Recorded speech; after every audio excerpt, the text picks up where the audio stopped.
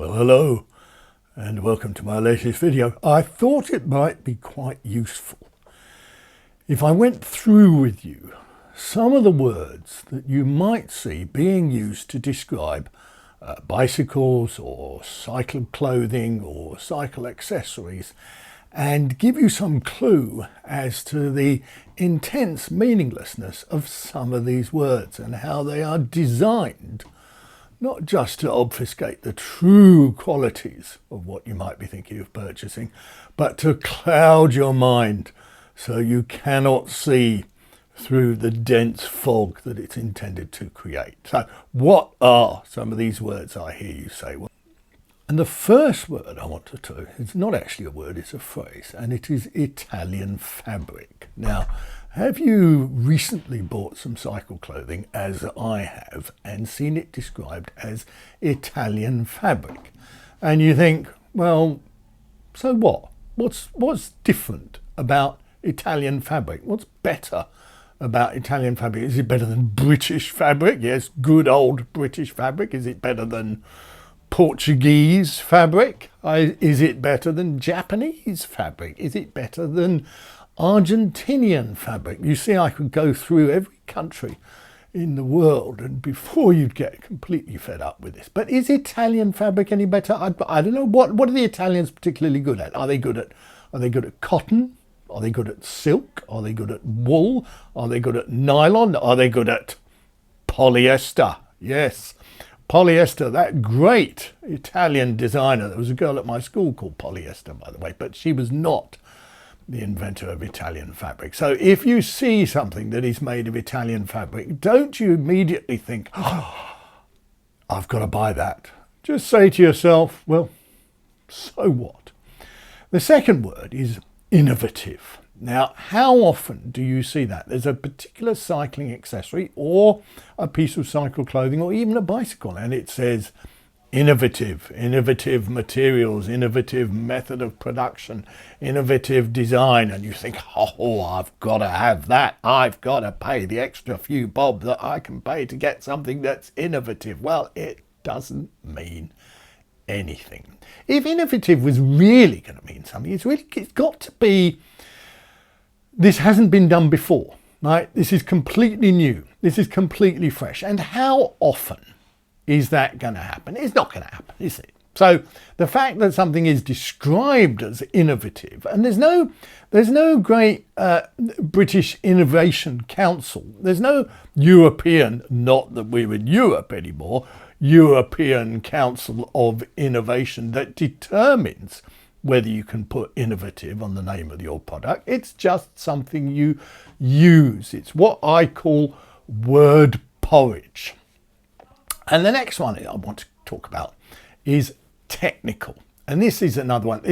I remember buying some, again, cycle clothing. It's quite often you see this on cycle clothing. It might say Italian fabric, and then it'll say technical fabric. And you think, oh, I've bought a cycle jersey or a base layer or a pair of socks, and it's made of technical fabrics. Oh, yeah, I paid a few bob extra for it, but I've got technical fabrics. And then somebody says to you, what exactly does that mean then, technical fabric? And you say, well, it means I paid a few bob extra for it. It means it's a bloody technical fabric. What, don't you know? Don't you learn anything at school anymore? Oh, education in this country is going to the dogs, and they can get their A-levels because they've dumbed down technical. Now that word, it don't mean nothing. The next one. Cutting edge. Now, I love cutting edge stuff. I'm always on the lookout when I go into my local bike shop or when I go on Wiggle or Chain Reaction. I never buy anything online, kids, and you should not buy anything online either. You should always go to your local bike shop. And if you go in there and it says cutting edge design, cutting edge Italian fabrics, cutting edge technical, innovative products, then those are the ones you want to steer clear of because they're spoofing you.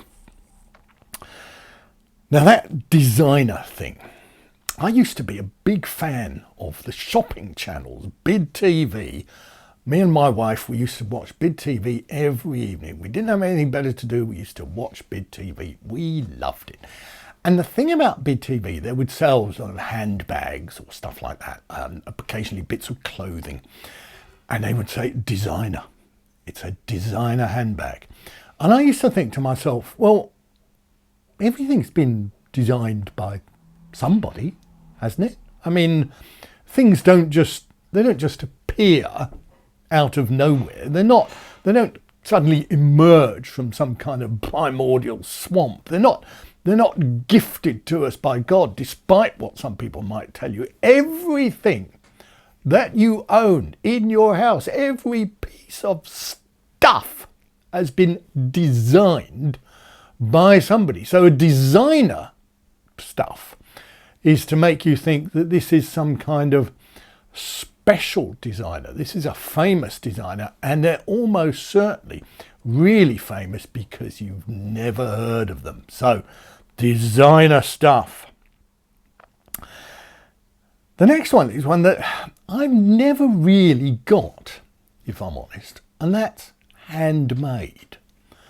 So you're buying this this expensive base layer from Rapar or Arsos or one of those other brands, and it's handmade from yak hair or wombat fur, or it's specially woven in this Italian fabric from kangaroo skin. And you think, handmade, how is that better? What's wrong with stuff being made by machines? I mean, the whole point of the Industrial Revolution, just a little short history lesson here for you guys, apart from boosting the capitalist profits of wicked people, but that's a separate story. The whole point was that people didn't have to slave anymore with their hands making stuff. They could make it by machine.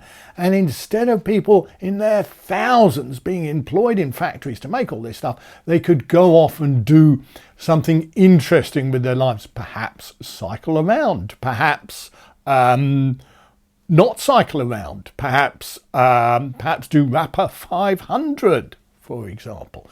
So, but now, of course, things being made by machine, oh, that's bad. We need to go back to the days, some kind of organic, back to the soil Luddite movement where everything is made by hand. I don't want things made by hand. I want things made by machine. The trouble is, when things are made by hand, people make mistakes, right? They don't get the stitching right. They drop bits. They lose bits. Bits fall off. They get it mixed up. They put the wrong thing in the wrong place. Get something made by a machine, get something made by a computer, and it comes out right.